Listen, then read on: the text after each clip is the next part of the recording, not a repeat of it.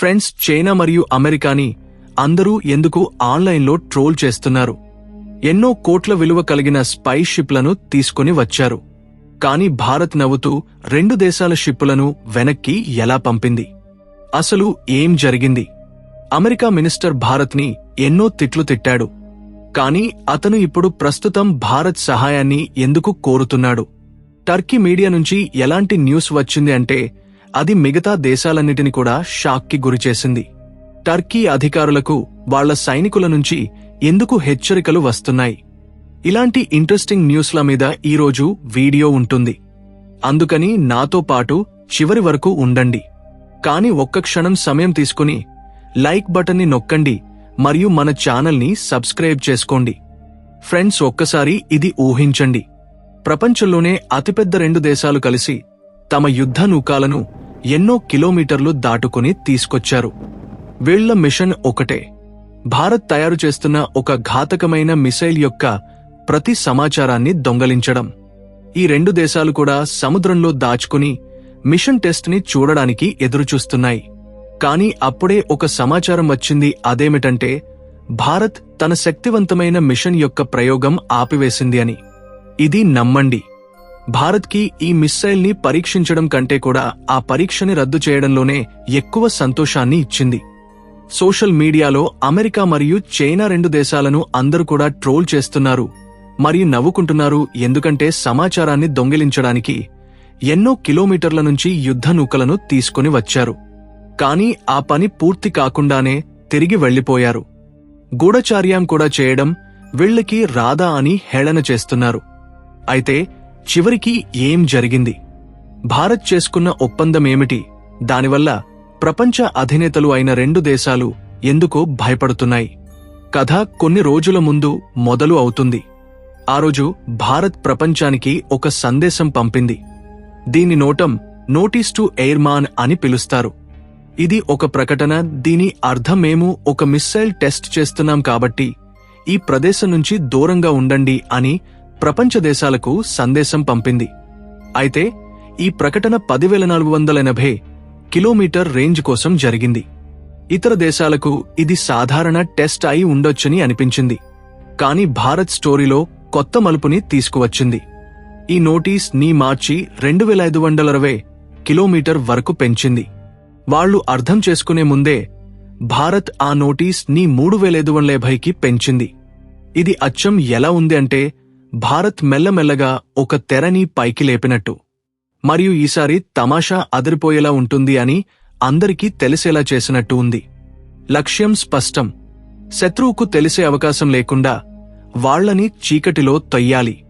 కాని చైనా కూడా ఏం తక్కువ కాదు. చైనాకి భారత్ ప్లాన్ అర్థమైన వెంటనే తన గుహచర్య నౌక అయిన యువన్ వాంగ్ బాంగాన్ ని హిందూ మహాసముద్రంలో పంపింది. ఈ వాహనం భారత్ టెస్ట్ చేసే ప్రతిసారి పలవని అతిథుల వచ్చేస్తుంది. ఇది ఎలాంటి చెవి అంటే సముద్రంలో దాగి ఉండి దాంట్లో జరిగే ప్రతి విషయాన్ని చాటుగా వింటుంది. కాని ఈసారి మరొక అతిథి అక్కడికి వచ్చాడు. అది అమెరికాకి చెందిన నౌక. అమెరికా కూడా తన గుహచర్య నౌకని సముద్ర మైదానంలో దించాడు. ఈ నౌక సముద్ర నీటిలో మాట్లాడే మాటలను చాలా స్పష్టంగా వింటుంది. భారత్ తన సబ్మెరైన్ నుంచి మిస్సైల్ ప్రయోగిస్తుంది ఏమో అని దీనికి అనిపించింది. అక్కడ సీన్ చాలా ఇంట్రెస్టింగ్ గా ఉంది. బెంగాల్ నుంచి కొన్ని కిలోమీటర్ దూరంలో భారత్ తన మిస్సైల్ టెస్ట్ ను సిద్ధం చేస్తుంది. అయితే దానికి కొంచెం దూరంలోనే చైనా నౌక, మరోవైపు అమెరికా నౌకలు ఉన్నాయి. రెండింటి లక్ష్యం ఒక్కటే, భారత్ యొక్క మిస్సైల్ సమాచారాన్ని దొంగలించడం. అయితే దాని తర్వాత భారత్ తన తెలివిని ఉపయోగించింది. భారత్ ఈ మిస్సైల్ టెస్ట్ ని క్యాన్సల్ చేసింది. అక్టోబర్ 14న ఒక నోటీస్ పంపింది. దాంట్లో టెస్ట్ క్యాన్సిల్ చేస్తున్నట్టు, ఎలాంటి వాతావరణ మార్పులు కాని మరియు ఎలాంటి సమస్యలు కాని ఏమీ దాట్ల రాయలేదు, కేవలం క్యాన్సల్ అని చెప్పేసింది. మీరు వచ్చారు కాని ఖాళీ చేతులతో వెళ్లిపోండి అని డైరెక్ట్ గా నోటీస్ ఇచ్చేసింది. ఈ 2 నౌకల గురించి అందరికీ తెలుసు. చైనాకి చెందిన యువ నౌక శాటిలైట్ నుంచి సముద్రం వరకు అన్నిటిని కూడా స్కాన్ చేసి ఏం జరుగుతుందో తెలుసుకోగలదు. భారత్ ఇదేనా పరీక్ష చేస్తే ఇది దాన్ని చూడడానికి ఎవరు పలవకపోయినా వెళ్లిపోతుంది. అమెరికాకి చెందిన ఓషియన్ టైటాన్ యుద్ధ నౌక అయితే ఇంకా చాలా డేంజర్. కేవలం నీటిలో ఉన్న అలలు విని కొన్ని కిలోమీటర్ల దూరంలో ఏం మాట్లాడుకుంటున్నారు, ఏం చేస్తున్నారు అనేది కనుక్కోగలదు. దూరం నుంచే మిస్సైల్ లాంచ్ జరిగే ముందు ఏం జరిగింది అనేది కూడా గ్రహించగలదు. ఆ మిసైల్ నీటిలో పడినప్పుడు ఎలాంటి శబ్దాన్ని సృష్టిస్తుంది అనేది కూడా గ్రహించగలదు. భారత్ ఏదో సబ్మెరైన్ లాంచ్ చేసిన బాలిస్టిక్ మిస్సైల్ టెస్ట్ చేస్తుంది అని అమెరికాకి అనిపించింది. రెండు దేశాల కలలపై భారత్ నీరు పోసింది. భారత్ ఎందుకు ఇలా చేసింది అనేది ప్రశ్న. దానికి మొదటి కారణం తన రాజ్యాన్ని రక్షించుకోవడం.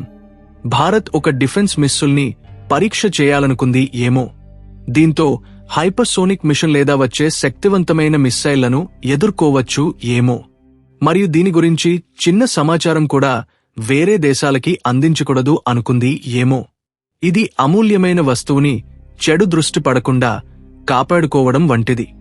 మరియు రెండవ కారణం, ప్రపంచానికి ఒక సందేశం పంపాలనుకుంది భారతదేశం ఇప్పుడు హిందూ మహాసముద్రానికి రాజు అని. సందేశం చాలా నిర్దిష్టంగా ఉంది. ఇది మా సముద్రం, మాకు ఇష్టమైనట్లు మేము పరీక్షలు చేస్తాం అని ప్రపంచానికి గట్టిగా చెప్పింది. వేళ్లకొద్దీ కిలోమీటర్ల నుంచి రండి మరియు వెళ్ళండి. మీరు అనుకున్న రోజు మేము సడన్ గా టెస్ట్ చేస్తాం. అది మీకు ఎప్పుడో కూడా తెలియదు అని భారత్ చెప్పగానే చెప్పింది. భారత్ యొక్క ఇచ్చర్య ప్రపంచం ముందు ఒక సస్పెన్స్ ని ముందుకు వచ్చింది. అసలు భారత్ ఎలాంటి మిసైళ్లను క్రియేట్ చేసింది, దానివల్ల అమెరికా మరియు చైనా దేశాలు కూడా వణికిపోతున్నాయి. అది ఏమైనా హైపర్సోనిక్ మిస్సైల్ ఉండవచ్చా? ఇది శబ్దం కంటే కూడా వేగంగా ప్రయాణిస్తుందా? లేదా సముద్రం నుంచి హఠాత్తుగా దాడి చేసే అజేయమైన అస్త్రమా? దీని సమాధానం వచ్చే సమయమే చెప్తుంది. ఇక ఇప్పుడు అమెరికాని మోకాలపైన కూర్చోబెట్టిన వార్త గురించి మాట్లాడుకుందాం. కొంచెం అతని ఫోటోని ఒకసారి స్క్రీన్ మీద చూపించండి. అతను నిన్నటి వరకు భారత్ని ఎన్నో విధాలుగా తిట్టాడు. అతను ప్రపంచంలోనే అన్ని సదస్సులలో భారత్ని మోకాళ్లపైన కూర్చోబెడతానని, భారత్ గర్వాన్ని వంచుతానని ఎన్నో పెద్ద పెద్ద మాటలు మాట్లాడాడు. ఈరోజు ఆ వ్యక్తి అదే స్టేజ్ పైన ఎక్కి మాట్లాడుతున్నాడు. కానీ అతని ఉద్దేశం మారింది, వ్యక్తి కూడా మారాడు, గొంతు కూడా వేరే విధంగా ఉంది. ఈ టీవీ ఛానల్లోనే అతను భారత్పై ఎన్నో విషమైన శబ్దాలు స్పందించేవాడు. కానీ ఈరోజు అతను ప్రపంచం మొత్తం చూస్తూ ఉండగా భారత్ నుంచి ఏ విధంగా సహాయం కోరుతున్నాడో మనం చూడవచ్చు. నేను అమెరికా ఆర్థిక మంత్రి గురించి మాట్లాడుతున్నాను. ఇతన్ని ట్రంప్ యొక్క అతిపెద్ద సైనికుడిగా చెప్పుకుంటారు. అయితే అసలు ఏం జరిగింది? నిన్నటి వరకు శత్రువుగా ఉన్న వ్యక్తి ఇప్పుడు స్నేహం కోసం చేయి ఎందుకు చాపుతున్నాడు? ఫ్రెండ్స్, దీని వెనకాల ఉన్నది చైనా యొక్క పెద్ద రాడ్. దానివల్ల అమెరికా లబోదిబో అని కొట్టుకుంటుంది. కథ ఏమిటంటే, ఇప్పటివరకు అమెరికా చైనాతో స్నేహం కోసం ఎన్నో అమూతమైన మాటలు మాట్లాడింది. చైనా తమకి మంచి మిత్రుడు అని చెప్పుకొచ్చింది. రెండు దేశాలు కలిసి ఒక మంచి వ్యాపారం గురించి మాట్లాడుకుందాం అని చెప్పింది. కాని ఇదంతా కూడా కేవలం చూపించుకోవడానికే. తెర వెనకాల మరేదో నడుస్తుంది. దాని తర్వాత ట్రంప్ మైండ్ చేంజ్ అయింది. సడన్ గా ట్రంప్ నవంబర్ 1 నుంచి చైనా నుంచి వచ్చే ప్రతి వస్తువుపైన ఒక 100% టారిఫ్ ఉంటుంది అని ప్రకటించాడు. మీరు ఇప్పుడు ఆలోచిస్తూ ఉండవచ్చు, ఇప్పుడు చైనా అమెరికాకి ఏ విధంగా సమాధానం చెప్పింది అని. చైనా మిస్సైల్ని చూపించి లేదా ఆయుధాన్ని చూపించి అమెరికాను బెదిరించలేదు. చైనా ఎలాంటి పని చేసిందంటే దాన్ని ఎవరు కూడా ఊహించలేరు. చైనా ఒక చిన్న వస్తువు యొక్క సప్లై ఆపేసింది. అది మర్యాద కాదు, భూమిపైన అరుదుగా దొరికే మూలికాలు. ఈ పేరు చాలా చిన్నది, కానీ దీన్ని పరిణామం చాలా పెద్దది. మీ మొబైల్ ఫోన్ నుంచి కంప్యూటర్ వరకు, భవిష్యత్తులో నడిచే ఎలక్ట్రిక్ కార్ నుంచి ఎలక్ట్రిక్ గడియారం వరకు ప్రతి వస్తువు కూడా దీనితోనే నడుస్తుంది. ఇది లేకుండా నేటి టెక్నాలజీ చెత్తకుప్పలాంటిది. మరియు ప్రపంచంలో ఇవి ఎక్కువ ఎక్కడ దొరుకుతుంది? అది చైనాలోనే. మొదట్లో చైనా దీన్ని ప్రపంచవ్యాప్తంగా సప్లై ఆపేసింది. 4 వైపులు అహంకారాలు వినిపించాయి. పెద్ద పెద్ద కంపెనీలు తలలు పట్టుకున్నాయి. దాని తర్వాత చైనా తన అసలు ఆట మొదలుపెట్టింది. ప్రపంచ దేశాలతో ఇవి మీకు సప్లై చేస్తాం, కానీ మీరు మాకు మాట ఇవ్వాలి, వీటిలో ఒక ముక్క కూడా మీరు అమెరికాకి ఇవ్వకూడదు అనే షరతు పెట్టింది. దీని బట్టి మీకు ఏం అర్థమైంది? దీని అర్థం ప్రపంచ దేశాలన్నీ ఒకవైపు, అమెరికా ఒకవైపు అయిపోయింది. ఈ తుఫాన్ నుంచి ప్రతి ఒక్కరిని బయట తీస్తాం కాని అమెరికాని మినహాయించి అని చెప్పింది. అమెరికని ఒంటరిగా వదిలేయండి అని చెప్పింది. దీనివల్ల అమెరికా భయపడింది.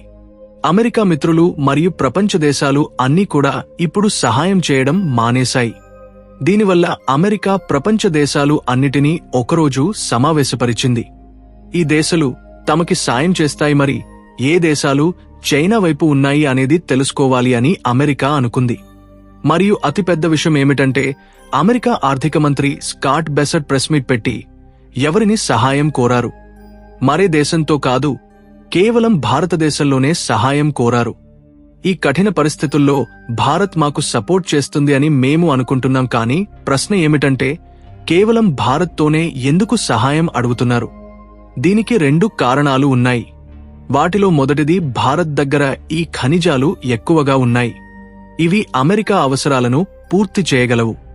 మరియు రెండో కారణం చాలా ముఖ్యమైనది, ప్రపంచం యొక్క ముందు చూపు.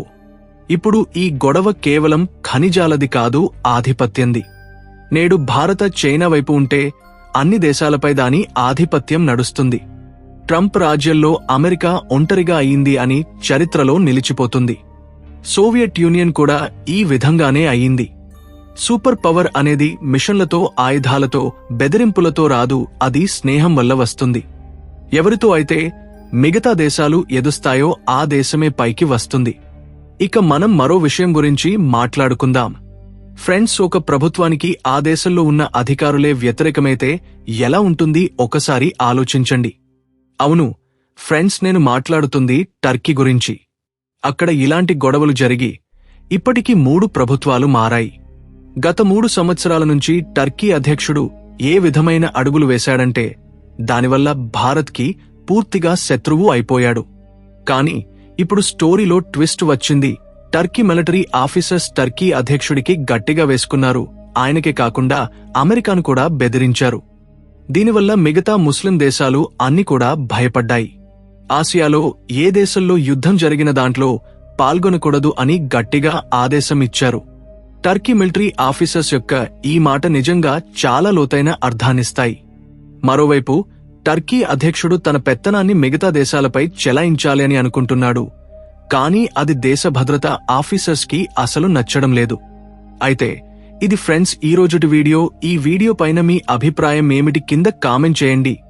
మరియు మన ఛానల్ ని సబ్స్క్రైబ్ చేసుకోండి. అదే విధంగా జై హింద్ అనే కామెంట్ చేయడం మర్చిపోకండి. జై హింద్, జై శ్రీరామ్.